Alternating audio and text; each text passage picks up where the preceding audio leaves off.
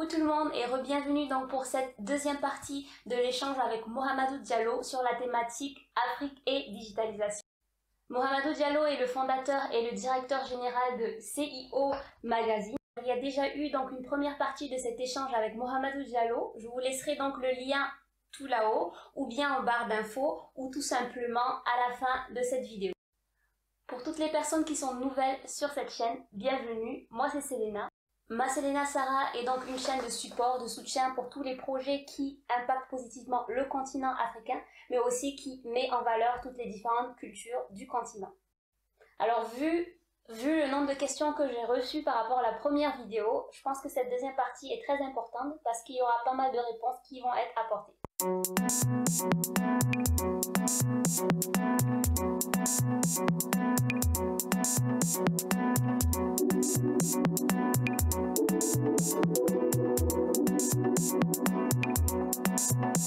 Justement, on revient à la question sur la population parce que j'avais justement une question là-dessus. Quel est l'impact de cette digitalisation par rapport à la population, donc aux usagers? L'impact est très important aujourd'hui, comme on le dit, la population, si on prend juste l'exemple de l'identité numérique, aujourd'hui, sur le milliard 200 millions d'habitants, 1 milliard 400 millions, je pense que là on est, pratiquement la moitié n'a pas d'identité formelle.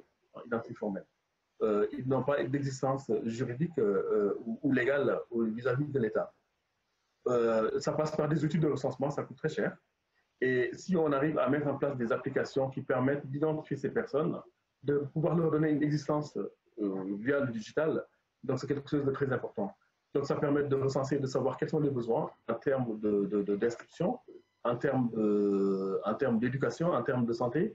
Donc cette partie-là est très importante, et même sur le domaine de la sécurité. Donc on a besoin de savoir qui rentre dans le pays, qui sont dans le pays, qui sont dans les entreprises tous les mois. Donc là, avec le numérique, je pense qu'on peut y arriver très facilement. Et si on prend l'autre cas, qui est la bancarisation de la population, avec les banques traditionnelles, jusqu'à présent, on a eu un taux de bancarisation qui est très faible, qui reste aux alentours de 20%, d'une vingtaine de pourcents. Donc on a 20% de populations qui sont bancarisées aujourd'hui. Et ces populations ont besoin de percevoir un salaire, de percevoir une bourse quand ils sont étudiants, de pouvoir percevoir une retraite demain plus tard quand ils seront à la retraite, de pouvoir payer ses factures, de pouvoir avoir un crédit à la banque, parce qu'aujourd'hui c'est de plus en plus nécessaire, de pouvoir accéder à plusieurs choses. Et aujourd'hui, si ces personnes-là n'ont pas une existence juridique, une existence légale, donc ça veut dire qu'ils sont exclus de l'ensemble du système. Oui. Donc ça veut dire qu'aujourd'hui, plus de 1 milliard de la population est exclue du système financier, du système économique. Donc le fait de les intégrer, dans le système via l'identité numérique, de pouvoir leur donner des comptes bancaires, qu'ils puissent avoir des comptes bancaires via le téléphone mobile, le mobile money, de pouvoir faire des transactions, de payer ses factures, au lieu de les faire la queue pendant une demi-journée pour payer une facture. Oui. Donc ça participe à plusieurs choses comme la traçabilité, c'est important, avoir la corruption. C'est quelque chose qui existe aujourd'hui, qui est un fléau pour l'Afrique. Donc en digitalisant tout ce processus-là, ça permet d'améliorer de façon très sensible la condition d'existence de la population. Des exemples, il y en a plusieurs aujourd'hui avec la Covid-19. Et certains États ont voulu donner des aides à des populations. Si on arrivait à leur dire, voilà, vous avez un compte Mobile Money, donc au lieu d'aller faire la queue pendant une journée pour bénéficier d'une aide financière pour pouvoir nourrir votre famille, vous passez par le Mobile Money et vous rentrez dans le circuit, on vous aide à le faire. Vous voyez? Donc tout ça, c'est des choses qui peuvent permettre à la population de gagner très rapidement ne serait-ce qu'en dignité humaine même, le fait d'exister, ça valorise la personne. Parce qu'aujourd'hui, la personne n'a jamais été à l'école, n'est pas d'état civil. C'est une personne qui n'a pas d'existence légale. Et donc, le fait d'avoir ces outils numériques peuvent permettre à la population d'accéder à tout cela et de façon plus facile, de façon à pouvoir changer sa vie plus tard. Donc, aller à l'école, pouvoir percevoir un salaire plus tard, percevoir une bourse pendant qu'il est étudiant. D'accord. Et puis il y a tout ce changement-là qui va permettre à la population d'aller très vite dans le circuit moderne et de sortir donc de l'ancien système. Imaginez même pour le transfert d'argent ou la réception d'argent. Donc avant, on mettait combien de temps pour recevoir un mandat? Quand on va envoyer un mandat, il fallait attendre plusieurs semaines pour le recevoir. Maintenant, si la personne a un compte Mobile Money, il peut recevoir l'argent de façon instantanée. Aujourd'hui, il y a des systèmes qui se mettent en place, donc la personne peut avoir accès au crédit, à l'assurance, donc à la tontine. Voilà. Donc il y a plein de choses qui se mettent en place grâce à la digitalisation. Donc ça participe à améliorer de façon sensible les conditions d'existence des populations.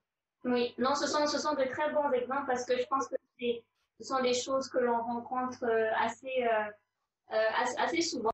Il y a des choses qui sont beaucoup plus compliquées ou beaucoup moins accessibles, on va dire. Après avoir écouté tout ça, je sais que mon audience aura pas mal de questions, donc n'hésitez pas à les laisser en commentaire ou bien, encore une fois, on en parlera à la fin ou à contacter vous-même directement les personnes responsables pour avoir plus de questions si vous êtes toutefois curieux ou bien si ce sont des sujets qui vous intéressent. Digitalisation, ou pas seulement la digitalisation, dit un besoin plus grand en énergie. Du coup, comment est-ce que cette thématique d'énergie, comment est-ce que c'est géré? L'énergie est complètement liée à la digitalisation, donc la question de l'énergie est fondamentale. Donc c'est comme la poule et l'œuf qui arrive en premier.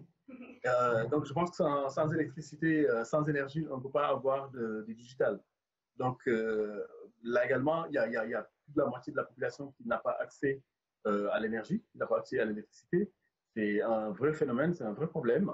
Et donc je pense qu'aujourd'hui, il y a des solutions qui sont très peu coûteuses plutôt, des solutions, des kits solaires qui permettent à la personne située dans les zones rurales d'accéder à l'électricité à moins coût. Et c'est de l'électricité solaire et qui peut payer et alimenter comment dire, son foyer, son frigo, etc., recharger son téléphone portable sans passer par des investissements coûteux comme on le faisait avant. Donc là, avant, ce qui se passait, c'est pour financer des centrales électriques, il fallait qu'il y ait la rentabilité derrière. Et les opérateurs de l'électricité, jouant sur la rentabilité, donc avaient besoin d'investissements assez lourds. Aujourd'hui, avec l'énergie solaire, les centrales photovoltaïques, on peut avoir des abonnements via mobile, donc de kits solaires qui permettent à une population, comment dire, une petite entreprise, une petite PME ou une personne physique, un foyer, d'accéder à l'électricité à moindre coût. Donc, à mon avis, c'est sur ça qu'il faut davantage investir. C'est de l'énergie propre, c'est de l'énergie qui est ciblée et paramétrée aux besoins des foyers. Quand on déploie donc de l'énergie via des barrages hydroélectriques, ça pouvait drainer le stockage et le transport qui coûtait excessivement cher. Et donc, ça rendait le coût de l'électricité très cher. Aujourd'hui, avec ces unités de production qu'on peut avoir, qui sont facilement déployables et qui permettent d'avoir l'accès à l'électricité de façon directe, sans qu'il y ait beaucoup d'intermédiaires et beaucoup de coûts.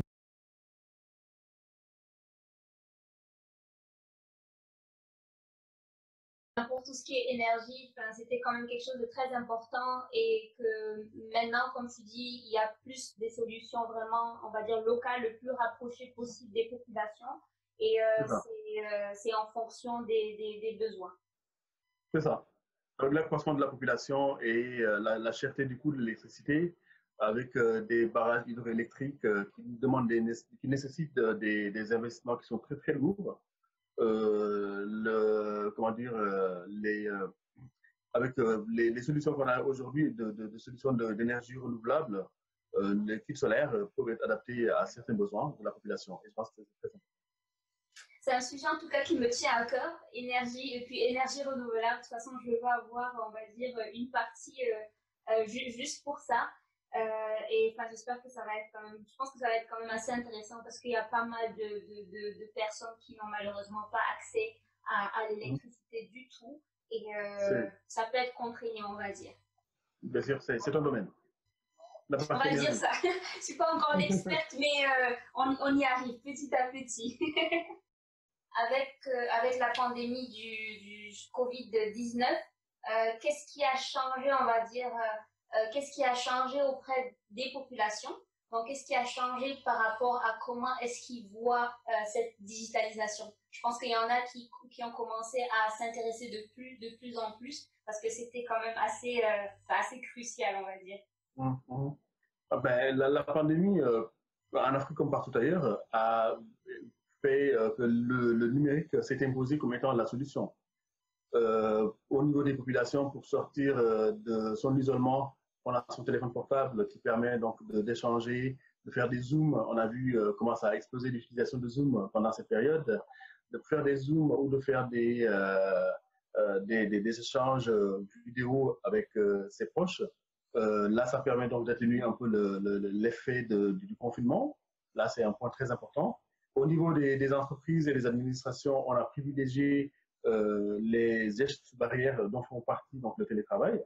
Donc, le télétravail a explosé aujourd'hui un peu partout, que ce soit en Europe ou en Afrique. Aujourd'hui, il y a des gens qui disent que le fait de regrouper l'ensemble des salariés dans un seul endroit est déjà révolu. Donc, ça, c'était passé. Donc, on va essayer de privilégier le travail à distance, de façon à permettre aux gens de pouvoir rester à partir de chez eux, de pouvoir communiquer, de pouvoir échanger, de faire des réunions de façon régulière, pour justement. Et pour l'Afrique, ça répond à un problème. Hein, parce qu'aujourd'hui, on avait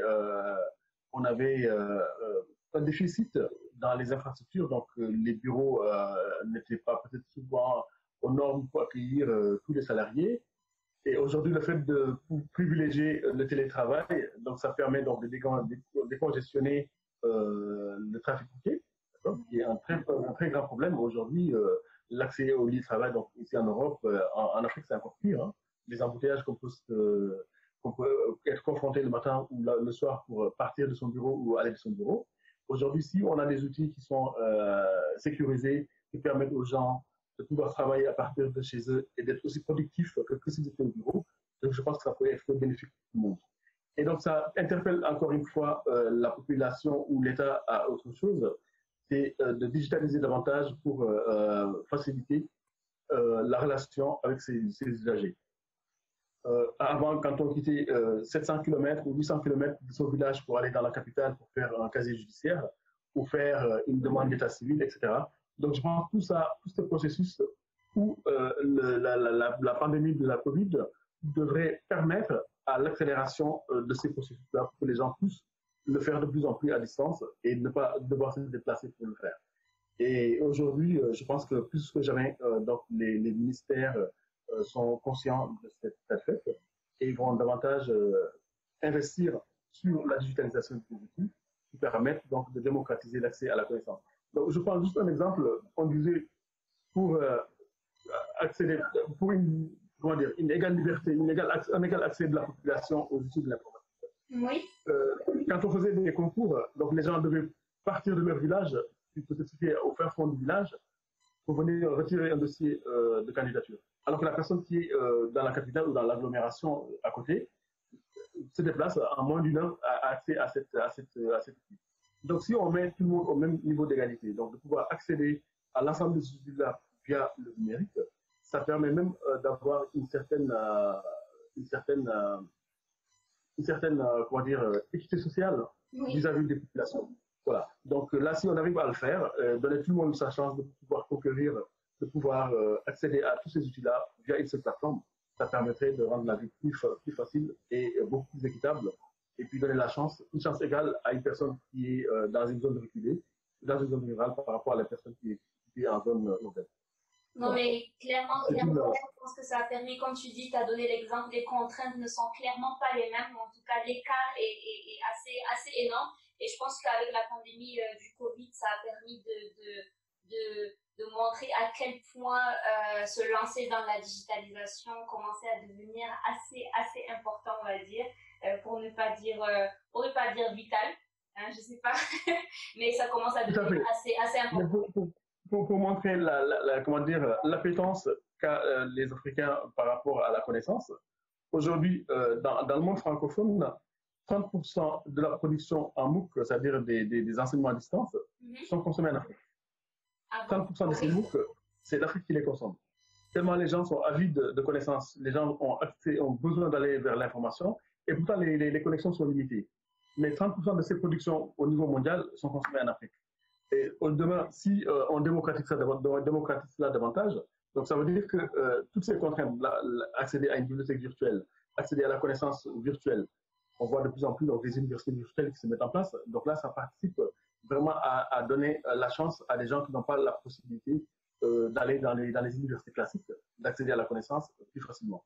On peut y arriver, on peut faire, donc là je ne suis pas contre de ceux qui disent que le Next Einstein sera africain. Et aujourd'hui, il y a même une agence qui s'appelle Next Einstein Forum, ah oui. qui est basée à Kigali, et qui croit dur comme fer que le prochain Einstein sera africain, et qui investissent beaucoup sur l'innovation, qui investissent beaucoup sur la connaissance. Là, il y a énormément de perditions. Donc, quand on voit sur le marché les enfants qui devaient aller à l'école, ils n'ont pas eu cette possibilité de le faire, et ou bien qui accèdent tardivement à l'école et qui arrivent à faire des miracles. Si ces jeunes-là ont cette chance-là d'avoir accès à toutes ces connaissances, à ces bases de connaissances du digital, à mon avis, on peut facilement créer des centaines et des centaines d'Einstein dans les prochaines générations. Si certaines personnes arrivent à réaliser des choses extraordinaires avec vraiment très peu en termes d'outils, qu'est-ce qu'on allait pouvoir réaliser, quoi? La même chose, plus, moins, enfin, voilà. Donc c'est vraiment... ne serait-ce que satisfaire les besoins de la population. Aujourd'hui, on est dans l'innovation d'usage. Tous les problèmes qu'on a aujourd'hui, on l'a vu avec la Covid, il y a toutes les applications qui ont été créées. C'était impressionnant. En très peu de temps, donc les jeunes se sont mobilisés, les moins jeunes également, se sont mobilisés pour mettre en place des solutions de robotique pour permettre de déplacer des médicaments, pour essayer de respecter l'isolement des personnes qui sont sous Covid, de mettre en place des robots qui permettent de distribuer des médicaments et des repas à des patients. Donc ça, c'est des jeunes qui l'ont mis en place dans des pays où les gens n'ont pas suffisamment de moyens pour le faire. Et donc là, c'est de l'innovation sous la contrainte. Donc quand on est sous la contrainte, ce qui est aujourd'hui le cas, la Covid va le confirmer, mais on a des contraintes liées au manque de moyens, au manque de solutions. Donc les gens peuvent faire de l'innovation et peuvent apporter des solutions qui s'adaptent aux besoins de l'art. Donc si on a les moyens de le faire, s'ils sont encadrés et vraiment accompagnés, ils peuvent créer des solutions qui vont faire des miracles dans les prochaines années. Comme tu as dit déjà, pour subvenir aux besoins sur le continent, enfin, la charité bien ordonnée commence par soi-même. C'est quand même très important avant de justement, on va dire, s'ouvrir à l'international. Enfin, l'un n'empêche pas l'autre, mais c'est quand même très important de savoir subvenir à ces besoins déjà. CIO MAG couvre quand même pas mal de sujets très, très intéressants. Encore une fois, merci beaucoup pour ton temps, Mohamedou. Merci d'avoir accepté d'être sur ma chaîne en tant que premier invité. C'est un grand honneur pour moi d'ouvrir le bal et de participer, d'être le premier invité, ton premier invité dans cette nouvelle chaîne. Et je souhaite longue vie et beaucoup de succès, beaucoup de likes, beaucoup d'abonnés. Je sais qu'il y aura quand même pas mal de questions. Du coup, comment est-ce que ceux qui sont intéressés, comment est-ce qu'ils peuvent vous contacter ou bien où est-ce qu'ils peuvent trouver des informations? Ils peuvent nous contacter sur notre site internet www.cio-mag.com. Donc là, c'est notre site d'information. Ils peuvent s'inscrire pour recevoir gratuitement la newsletter hebdomadaire, pour voir toute l'actualité de leur pays, s'ils sont intéressés, et de l'international. Ils peuvent me contacter s'ils veulent aller plus loin dans la démarche. Ils peuvent également me contacter via un formulaire qui est disponible sur le site internet de CIO Mag. Je serai ravi de pouvoir apporter des réponses à toutes les questions qu'ils auront à me poser. J'ai vu aussi que vous avez un site YouTube, enfin une chaîne YouTube. Donc il y a quelques thématiques qui ont été abordées et je pense encore plus durant la période de confinement. Donc il y a des sujets, si ça vous intéresse, vous pouvez directement aller voir au niveau de leur chaîne YouTube. Ou sinon, les contacts, comme Mohamedou l'a dit. Je vous mettrai tout en barre d'infos. Très bien. Donc voilà, je pense qu'on a fini. Parfait. Merci à toi. Très intéressant. Bon vent à cette nouvelle chaîne, à cette nouvelle aventure qui démarre. Et plein de succès chez les auditeurs africains et non africains. Voilà, donc c'est terminé pour cette thématique Afrique et digitalisation. Donc merci encore une fois à Mohamedou Diallo pour son temps et pour les informations apportées. Si la vidéo vous a plu, donc laissez un pouce bleu, laissez donc en commentaire vos questions ou bien vos retours tout simplement. N'hésitez pas à partager si toutefois ça pourrait être bénéfique pour quelqu'un d'autre. Donc comme promis, je vous laisserai tout en barre d'infos par rapport aux liens si vous aimeriez contacter donc CIO, MAG ou bien Mohamedou Diallo directement.